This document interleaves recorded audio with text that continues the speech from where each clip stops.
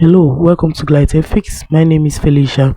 In today's video, I'll be sharing with you on how to delete character AI from your device. Now, if for any reason you don't want this app again in your device, this is what you have to do. Now, you just have to log into the app through your phone or through your Lego websites. Now you just click on the profile icon at the bottom of your screen here. You're going to see the gay icon close to share profile. You just click on it. That is the settings icon.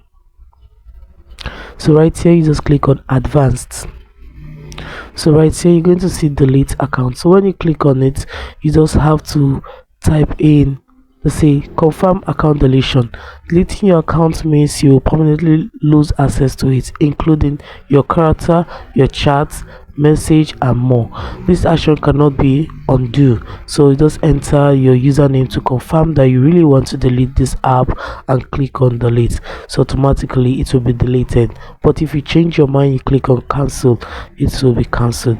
So guys, that is it on how to delete character AI from your device. If this video was helpful, please do well to follow GladyTechFix for more phone tricks that make money. Thanks for watching.